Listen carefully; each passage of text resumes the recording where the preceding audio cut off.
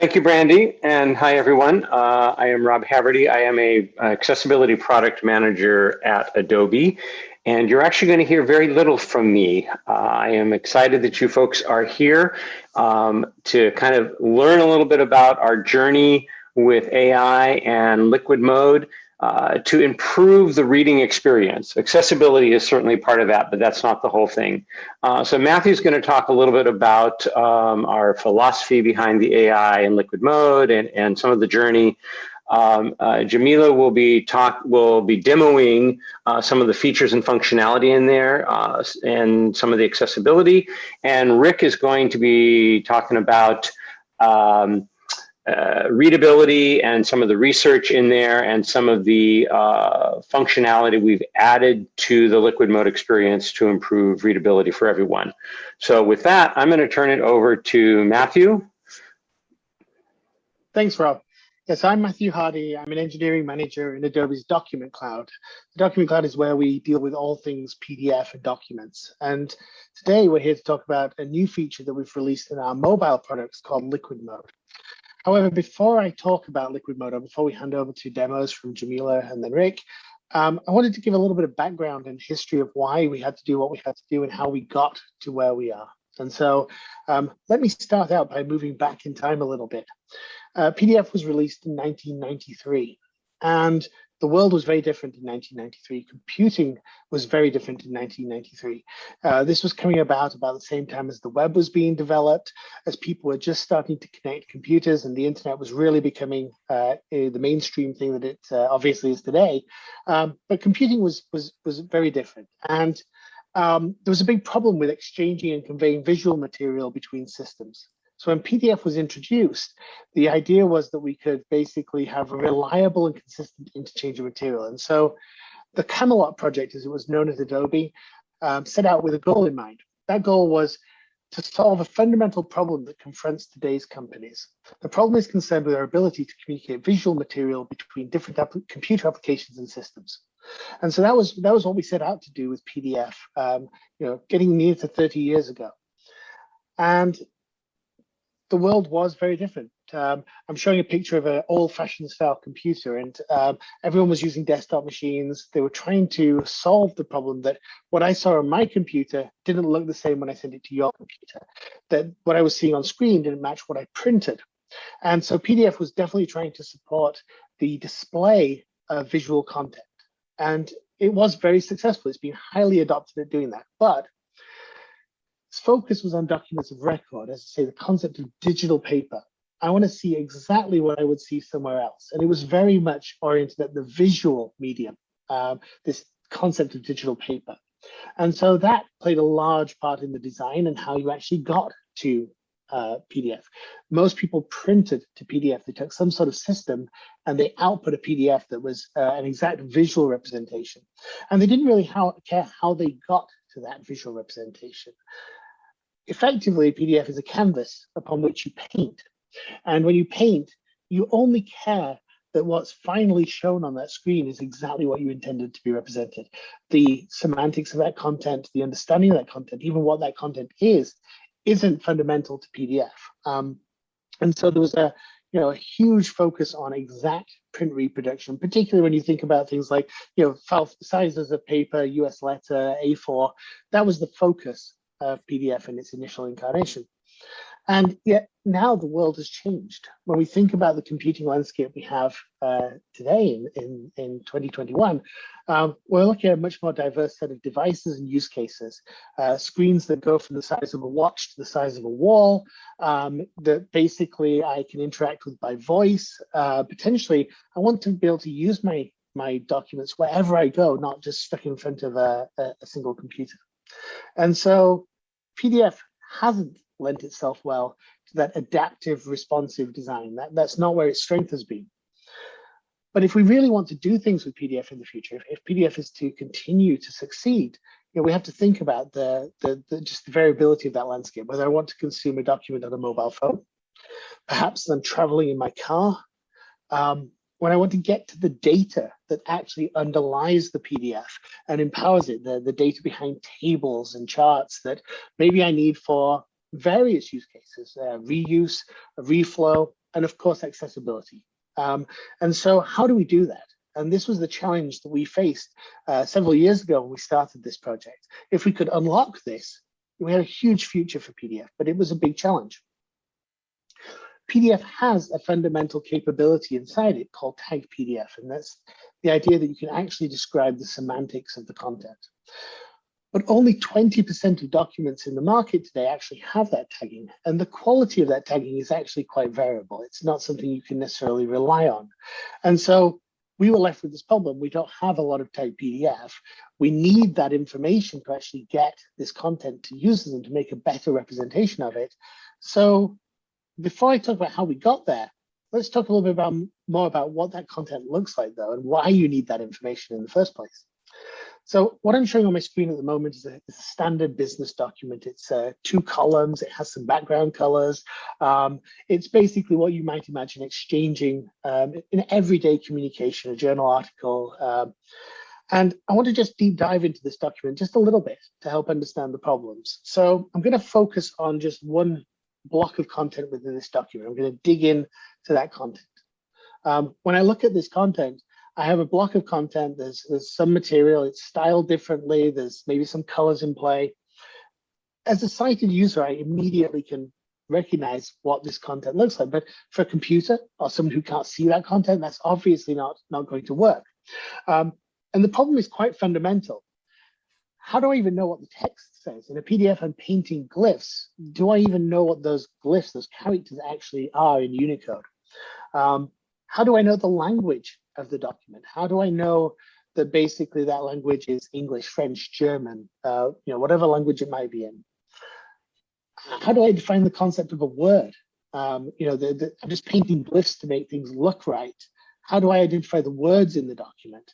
And when we go beyond the words, when we start to think about, well, what's a heading versus what's a paragraph, those become complex concepts to represent when you have a visual format that wasn't designed with the mind. Just stepping back out to the larger document, the problem continues.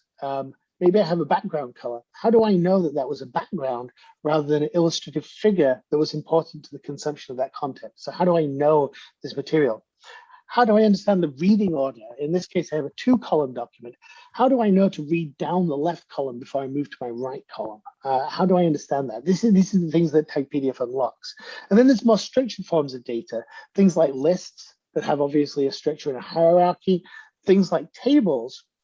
And in the PDF world, we also face things we call artifacts of typography, things like pagination, layout, hyphenation, justification algorithms.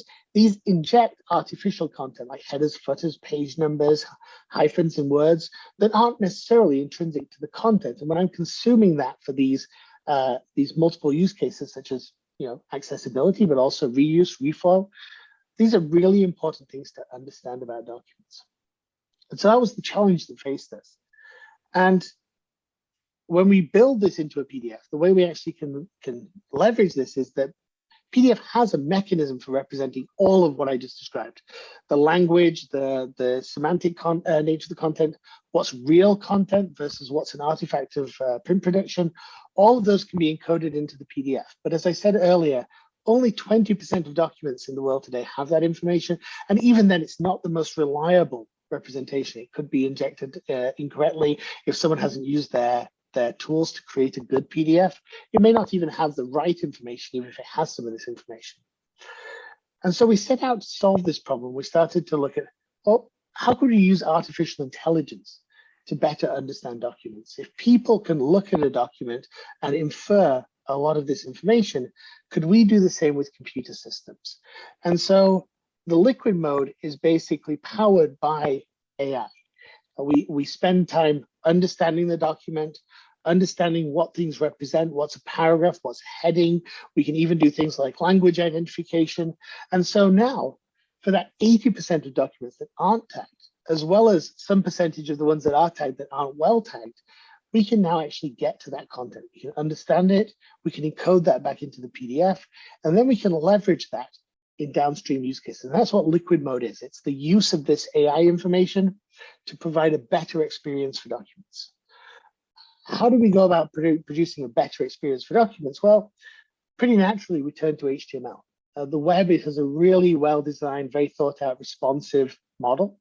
And so by leveraging the best of HTML, but with the content backing of PDF, we were able to build a model where we could have documents that now adapt to the screen, reflow to the type of your device, can be consistently read on devices, whether it's through AT software built into your mobile device, or whether it's a player that you're doing, or whether you're even voice controlling your phone using new features in iOS and Android. And not just that, while the web gives a lot of power behind responsive design and responsive layout, it also has the richest web accessibility API that exists for document content that I'm aware of, at least. One of the big challenges when you're trying to access content on devices is the limitation in the actual APIs we have to provide that information to end users. It's been very restrictive. But when you start to represent your content in HTML, and you can leverage the power of HTML and ARIA and other mechanisms, those limitations go away. And we can give a great experience for everyone who consumes that document, wherever they are and whenever they need to do it. So that's the end of my introduction. I'm going to now hand over to Jamila, who's going to talk about, basically show you liquid mode and what we've done with this information. Thank you. Hi, I'll share my screen. Right, can you see my screen? Is it good? Okay. Yeah, so sorry, let me just. I'm Jamila, and I work on the Adobe Acrobat team with Matthew, and we work on the feature liquid mode, which improves the experience reading PDFs on phones and tablets. So I'm going to give a brief intro to liquid mode, but my main focus will be to share the effort we've made to make sure that liquid mode is compatible with screen readers and to walk through the experience of using liquid mode on a PDF with a screen reader. So yeah, I'm going to show a video of a document in liquid mode. And some of the features of liquid mode that I'll show you are the outline, which takes the headings in the document and puts them into an outline so that it's easier to navigate within the document. I'll also show sections and collapsible headings. And I'll show how you can change the font size to suit your reading preference.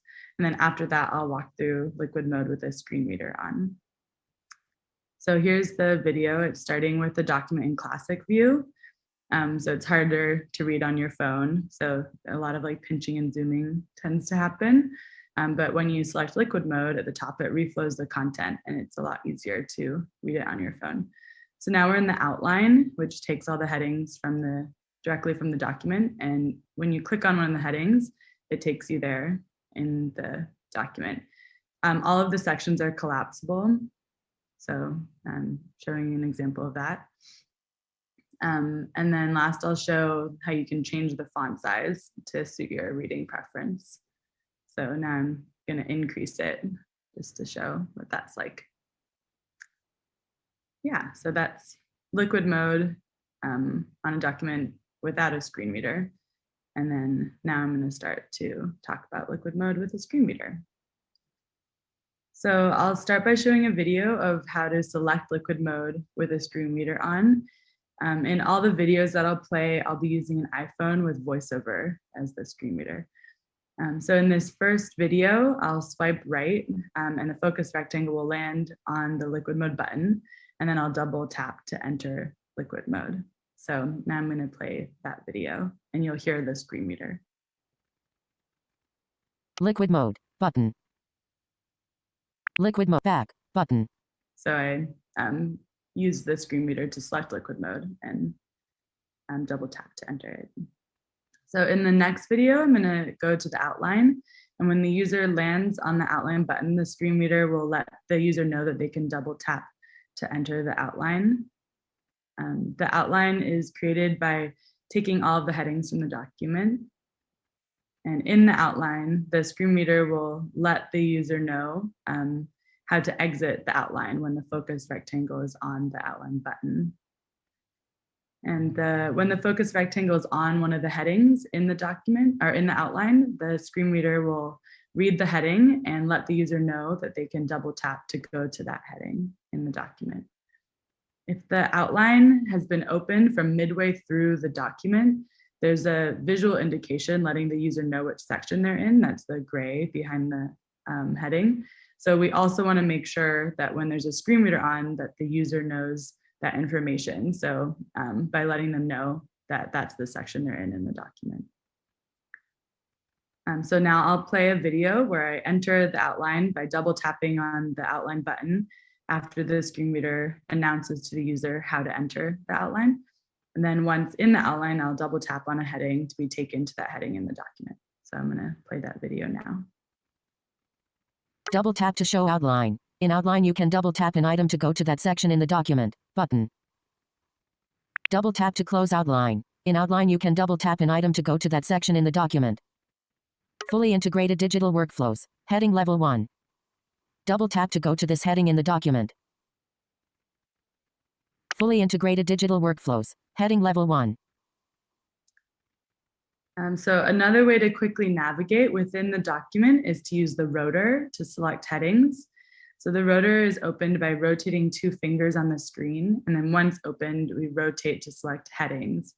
And when headings are selected, you can swipe down to go to the next heading, or you can swipe up to go to the previous heading. So in this next video, I'm going to open the rotor and then select headings. Then I'll use the setting by swiping down to move quickly within the document to some of the headings that are below. So I'm going to play that video now. Headings. Fully integrated digital workflows. Heading level 1. Only Acrobat allows you to. Heading level 2. Lower TCO with easy deployment and management. Heading level 1. Only Acrobat allows you to. Heading level 2. Collapsible headings are another useful feature in Liquid Mode. With the screen reader, we want to make sure that the user knows how to expand and collapse a heading, and also if the section has been collapsed so that they can expand it and not miss the content that's below it. So in this video, the focus rectangle will land on the caret, which is next to the heading, and the screen reader will let the user know how to collapse or expand the section, and if the section is currently expanded or collapsed. And then in the video, I'll double tap on the caret and the section will be collapsed, and then the screen reader will let the user know that the section is now collapsed. So here's that video. Button. Expanded. Double tap to collapse. Collapsed. So last I'll show the back to top button, which is at the very end of the document. So this button is really useful, especially in a long document, so that you don't have to scroll all the way back up to the top. And in the video that I play, the focus will land on the back to top button, and then I'll double tap to be brought back to the beginning of the document. So I'm going to press that. Back to top button. Welcome to Document Cloud. So yeah, well, we hope that the work we've done so far has made a big impact on making PDFs more readable and compatible with screen readers. But we're still working to improve the experience and are excited to focus on making it even better for screen reader users. So some of the areas that we're going to be working on are tables and images. So for example, currently if there's an image that doesn't have alt text, the user is just told that there's an image there. But one way we could make that a better experience is to use machine learning to create an alt text for images that don't already have one. So yeah, thanks so much for listening. And Rick is now going to talk about how Liquid Mode has an impact on readability. Thanks.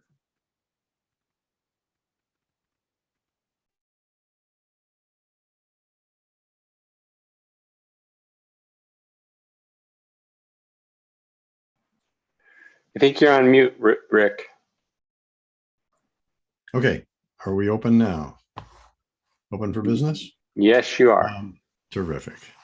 So I want to talk to you about other ways that Liquid Mode can be used to enhance the reading experience.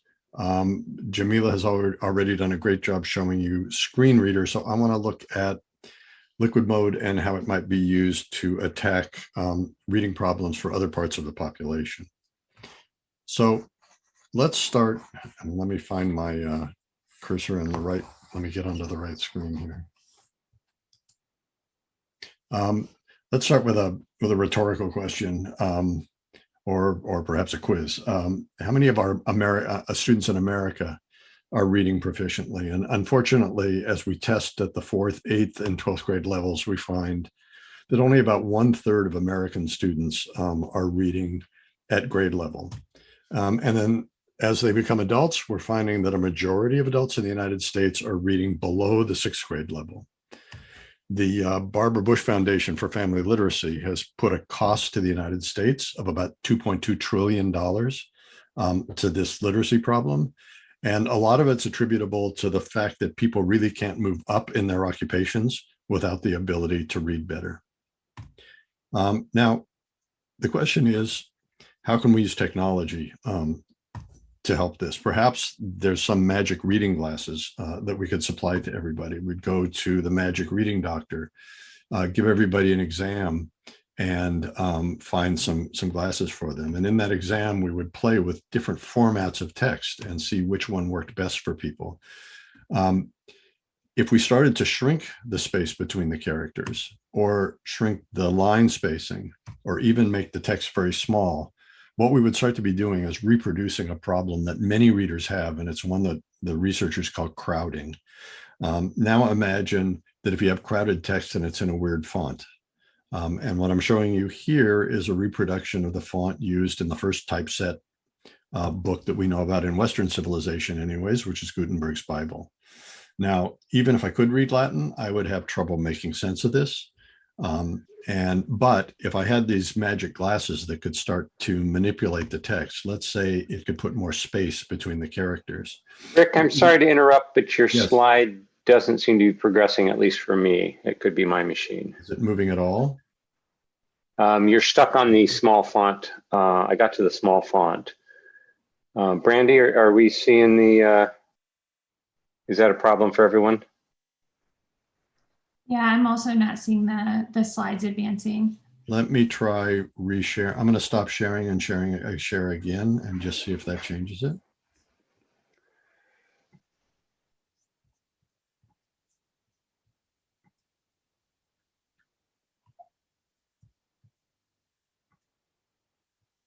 Are we is the screen changing now?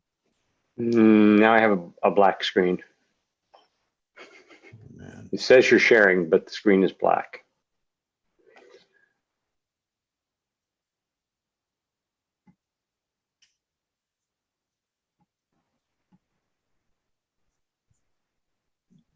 Tell me if you're seeing anything.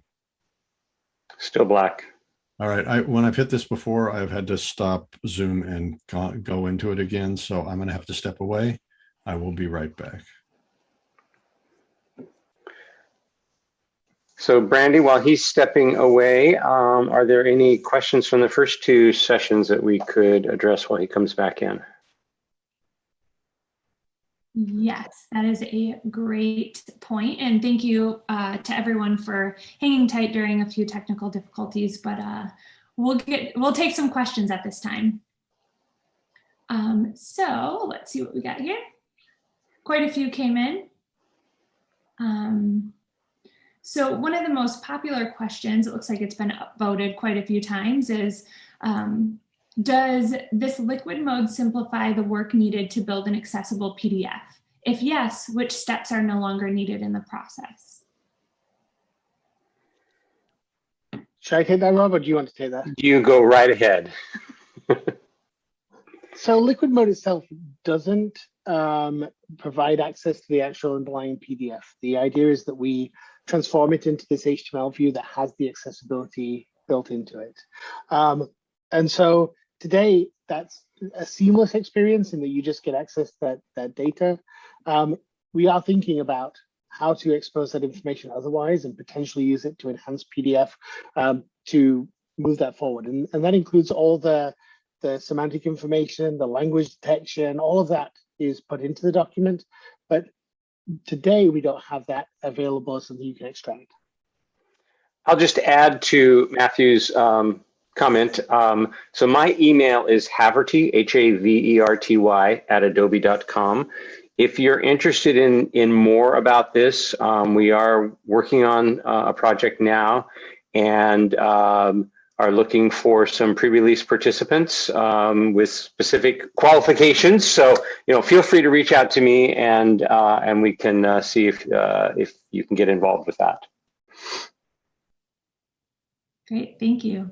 Also, very off topic, but Jamila, a lot of people are loving your earrings. So I just thought I would let you know. Another really popular question that's been voted is, liquid mode looks great. I assume it is using AI to tag the untagged or improperly tagged docs. Can you save those tags that liquid mode finds as a new doc that is tagged? That's a little bit of a build on the previous question around. So no, today you can't. But as Rob said, we think that's an important use case in the future, and we definitely want to support that. Great. Brandy, can you let Deke know that Rick is waiting to be let back into the meeting? Yes, I can definitely do that.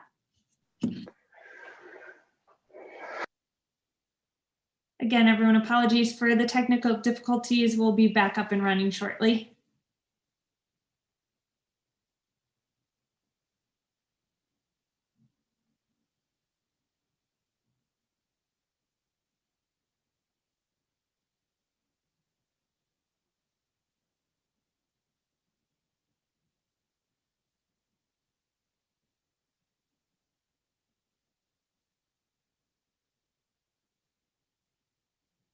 And I think Rick is coming back.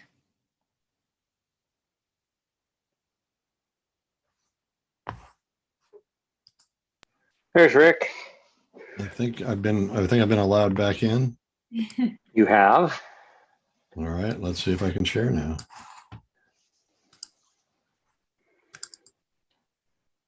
No. Oh, there it is. Yes, there's the Gutenberg. Okay, we're at Gutenberg. And I think I heard, so here's what I was talking about. When we take that Gutenberg Bible and change the font and change the spacing, are you seeing that? Yes, we are. Okay, we can make things a whole lot more readable. And what I'm sharing with you is about 15 years worth of work that an organization called Readability Matters has been doing. Readability Matters is a nonprofit dedicated to readability for all. And their theory in a nutshell is that if people have control over their text, if they can take text and make it their own, if they can change the font to one that works for them individually, if they can change the sizing, the spacing between the lines, and most importantly, this character spacing to get over that crowding problem we were talking about a minute ago, they can in fact read much better. And it is theoretically possible to create this electronic pair of reading glasses. And that's where Adobe comes into the picture. When Readability Matters knocked on our door to share their reading theories with us, Matthew and his team were just getting started on liquid mode. And it looked to me like we had a really nice intersection between the product we were building and ways in which it could help people read. So very early on in we have a tradition and a document cloud called Hack Week. We used a Hack Week to create a prototype of what would eventually become liquid mode, but with a bunch of extra reading controls, so that we could take a page of PDF, reflow it, but also provide the controls that Readability Matters demonstrated were so important of text formatting. And so we took that into a school in San Jose and tested with about 80 kids in the 3rd and the 7th grades. I'm going to show you the 3rd grade results. We started with a baseline test, and this is the same baseline test that the kids were taking on a monthly basis. And we found that we had a wide range of readers in this 3rd grade class. We had our fastest student reading at 163 words a minute, and our slowest student reading almost 100 words per minute slower at 69 words a minute. And this guy was, we were testing at the end of March, so about this time, which means the kids had been in school for 6 or 7 months. And this little guy had made no reading progress whatsoever throughout the year. He was identified as a problem reader. His parents were working with him at home. The reading specialist was doing reading intervention work with him. He was getting additional individualized attention at school. And he was flatlined. He had made no progress in the 7 months that he'd been in school. Now, we used our prototype to create, to find the format that worked best for each student. And what I'm showing you are the increases in fluency score that each of these students achieved with their own personalized reading format. Now, what was really exciting was that this little guy who was reading at 67 words a minute jumped by 27 words a minute in his reading speed, which is just below a 50% jump. He moved from an at-risk category into just some risk. It was very clear that he, in fact, did know how to read, but he was having trouble seeing the characters.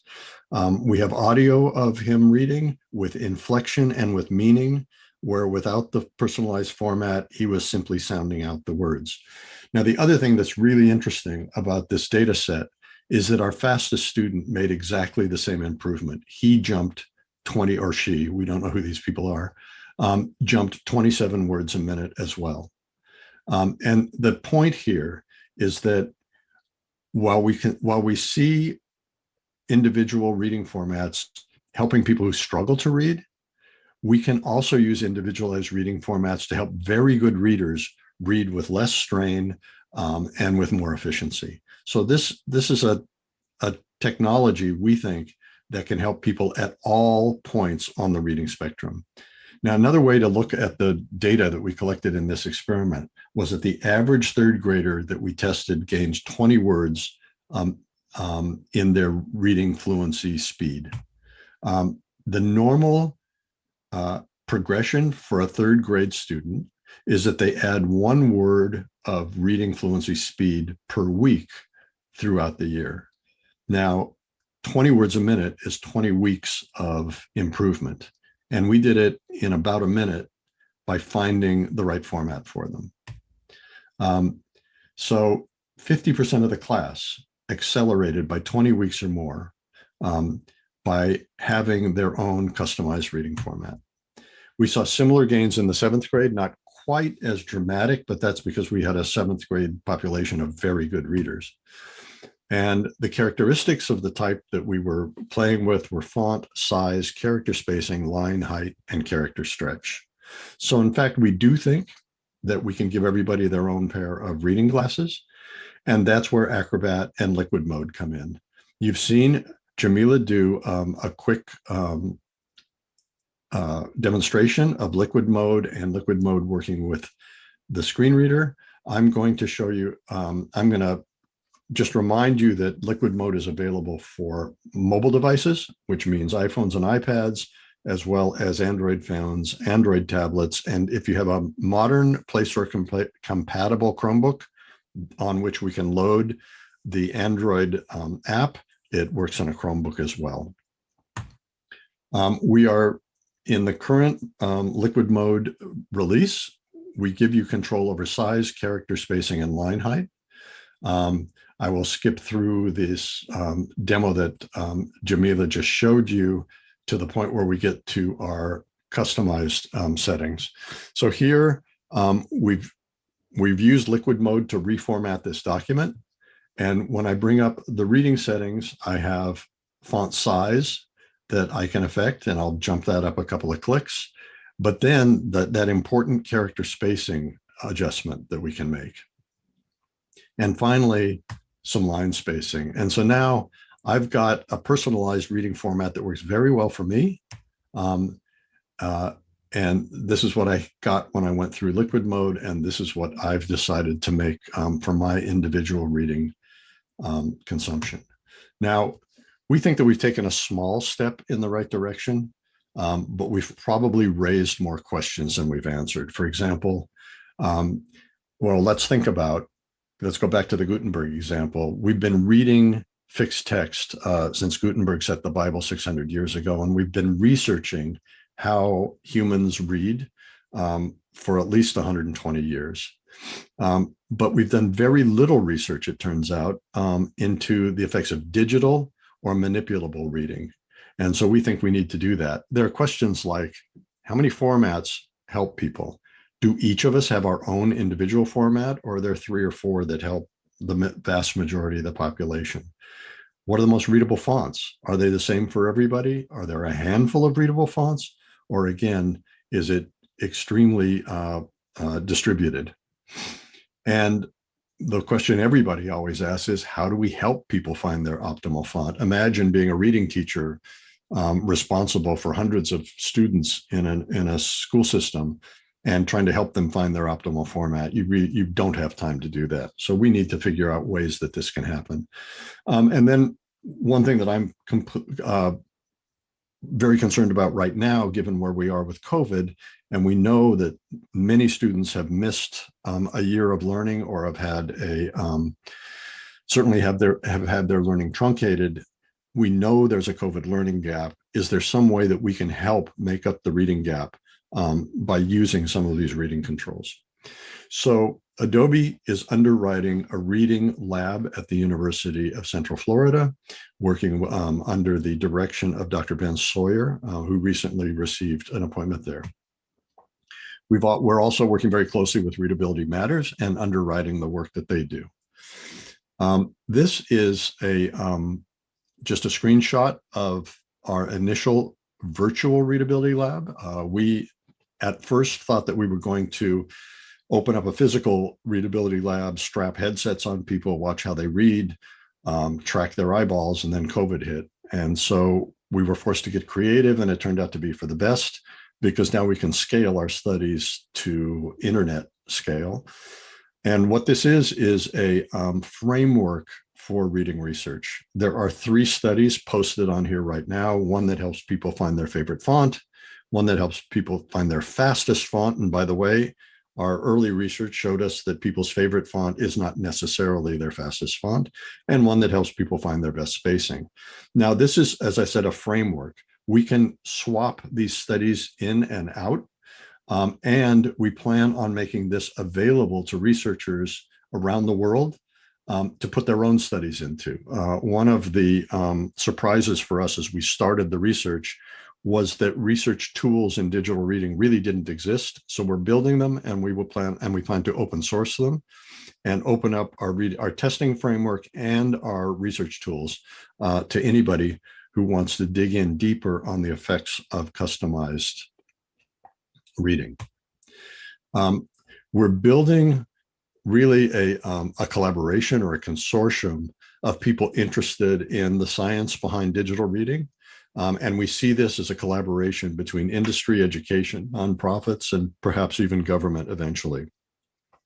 We've attracted a number of research institutions, in not only University of Central Florida, but we have some very interesting research going on with K-8 students right now. It's a collaboration between Chapman University and the Royal Academy of Art in Denmark, looking at how these controls can be used in the classroom and what the long-term effects of them are. We have a 3-year study going on at the University of Arizona.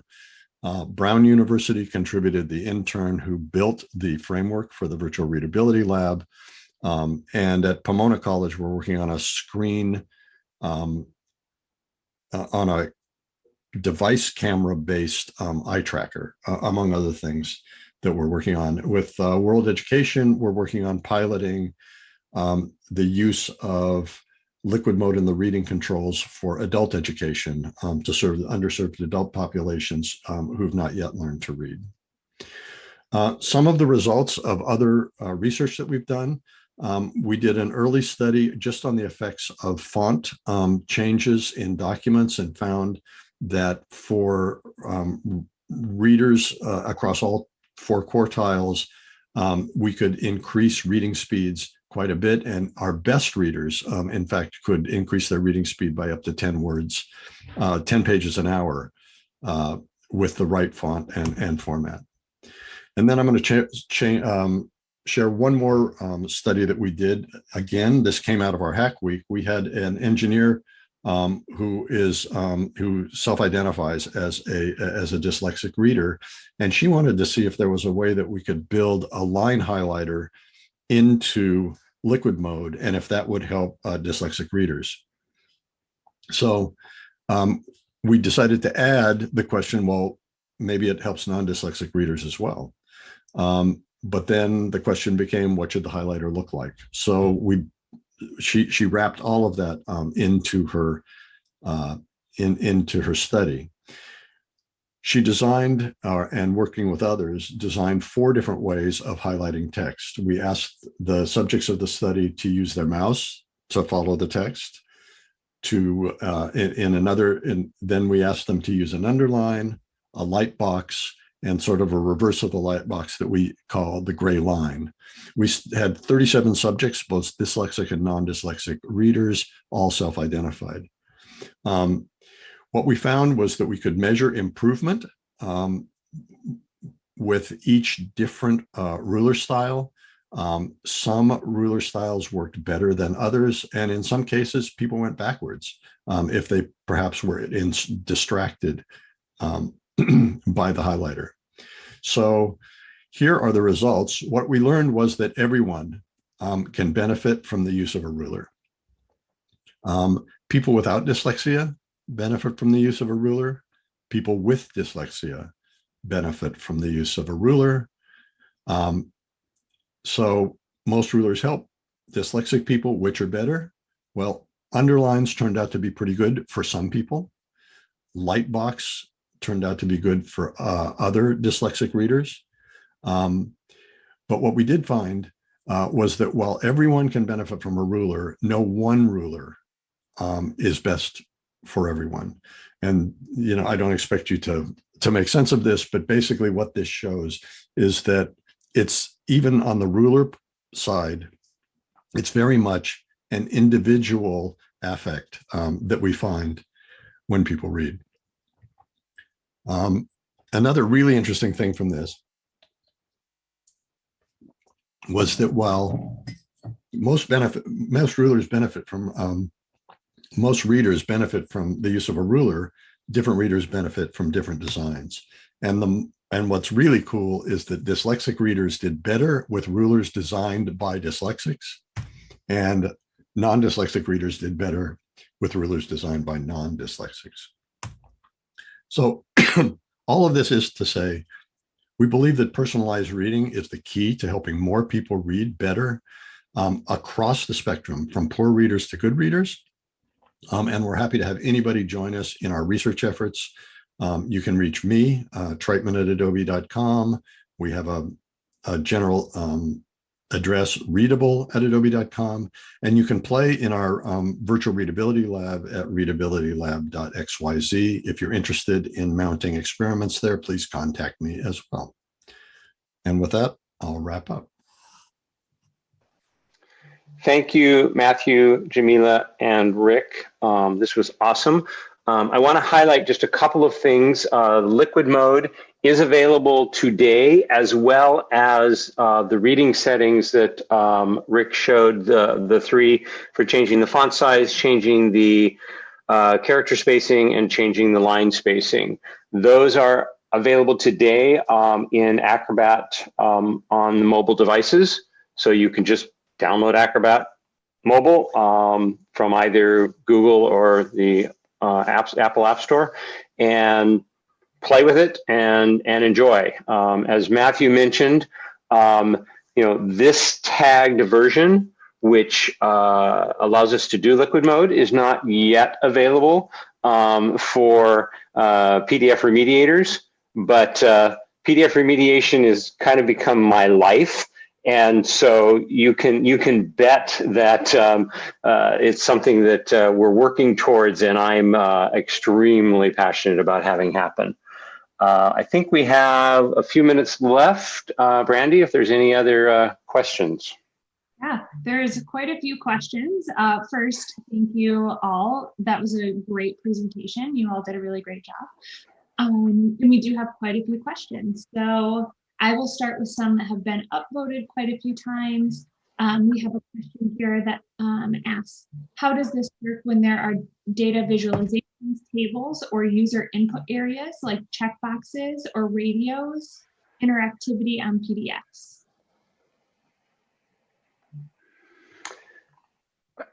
I can probably answer some of that. So today we don't try to understand the data behind charts and figures, but that's something we're working on. It's really important, and as I kind of said in my part of the presentation, unlocking the data in PDF is incredibly important to its future. And so that's something we're very focused on. We also, at the moment, don't support interactive PDF in Liquid mode. If it's a form, we don't support at the moment. That's also something we're investigating, and we've been experimenting with how you make a great form out of a PDF form that's designed for classic US letter size document. How do you make that a great experience on mobile? Great. Just to add slightly to what Matthew said, we do have a number of studies going on data visualization across Adobe, and so I would say stay tuned. This is kind of our beginning foray, but I think we've got a lot of good stuff coming. Awesome. Quite a few people were wondering if Liquid mode will replace reflow. So Liquid mode, I'm not sure about the replace, but Liquid mode does allow a document to reflow. And that question may come from the WCAG requirement for reflow now. And right now, to my knowledge, the only way to reflow a PDF is via Liquid mode. In fact, I was trying to read something the other day, and I wished I'd had a tablet so that I could have used Liquid mode to increase the font size and had reflow. I had to increase the font size, and then I'm scrolling back and forth.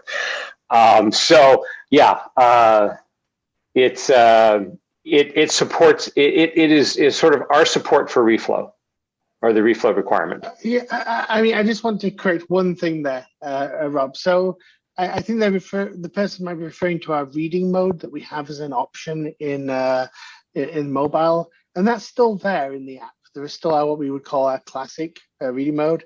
Funnily enough, that came from my team before Liquid mode. So that's something we did as a previous incarnation, and that's still there. They use slightly different techniques, and it's not as rich a mode, but we have left that in. We haven't taken that away, and I don't believe there's any intent to do so in the near future. And I love working with Matthew because Matthew knows all of the history behind all of this stuff, and so it's always awesome. We have a time for one, maybe two more questions. A few people were wondering, in 2021, just in general, what would be some proper ways to understand the potential accessibility problems a PDF might have?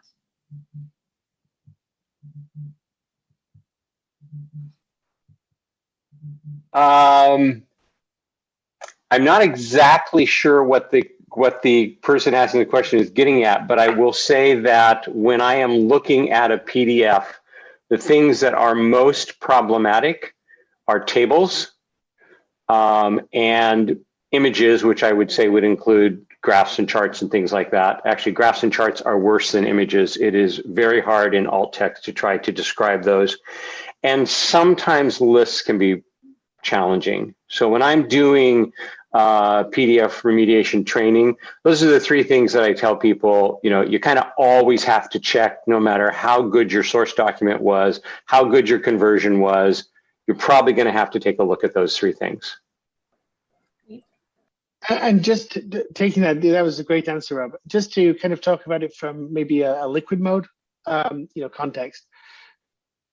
Documents are very stylistic. They're an art form. We see AI in day-to-day use detecting, cats, objects, Google, visual projects, and recognizing objects in the real world. There are defined constraints usually, and that allows those techniques, while very complicated, to be successful. As we've all seen, just going through what Rick just showed with readability, the number of ways to present the same information, the styles, the fonts, the colors that you can use, the data visualizations. It's an incredibly broad category. And so we do really well on some documents, we do less well on others. And basically, that's where we see a lot of innovation continuing, is doing better on more documents. And just to mention that there is work to help others produce PDFs that are tagged that can benefit from liquid mode and leverage the actual information encoding the PDF. So if you go through the effort of actually putting that in there up front, you'll benefit from putting that in there. Awesome. Well, it does look like we are at time here. So that will conclude our session today. And I want to thank you, Rob, Matthew, Jamila, and Rick for a great session. And thank you to all the attendees for joining. Thank you very much. Thank you, everyone.